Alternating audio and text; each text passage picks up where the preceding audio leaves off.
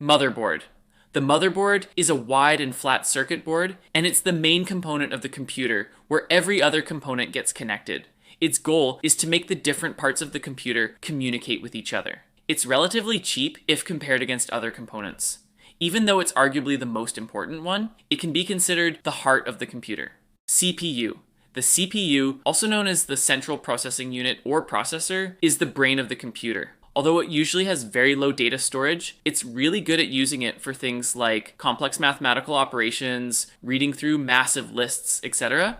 It's where most of the programs are run from, and basically everything that happens in a computer goes through the CPU at some point. Hard drive. It's where all of your data is stored. So when the computer says you're running low on space, it means that your hard drive is almost full. Hard drives are good at storing a lot of data, but they're slow at accessing it since most of them are made up of spinning disks and share their data through a small wire. For this reason, it isn't always going to be able to give the needed information to the CPU. To avoid this problem, we use the RAM. RAM. The RAM stores data just like the hard drive, but with much less space available. The good thing about the RAM is how fast it can access information, making it useful to quickly communicate to the CPU the information that would take too long for the hard drive to access. Every time you see a loading screen in a video game, it's because the CPU is taking the needed data from the hard drive to the RAM, so it can access it much more quickly when you're playing. The RAM is connected through a long, thin stick instead of a small wire like the hard drive.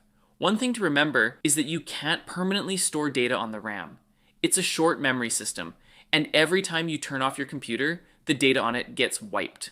SSD. The solid-state drive has the same goal as the hard drive, but it's faster and more durable. It's a newer technology, and in some computers, it's used with hard drives or completely alone. It's also usually more expensive.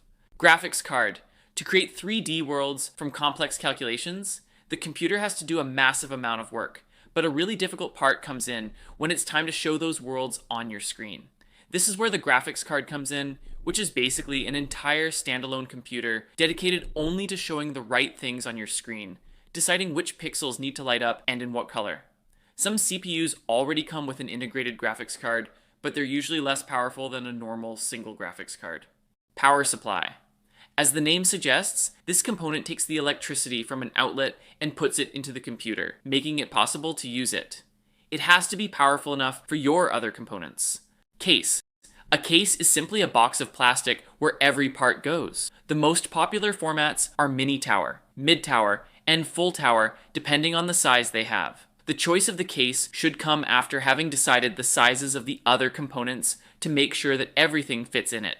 Cooling system. Some areas of the computer, like the CPU and graphics card, generate a lot of heat and would fry every other component and themselves if it weren't for a cooling system. A computer can have air cooling or liquid cooling, each with its own pros and cons.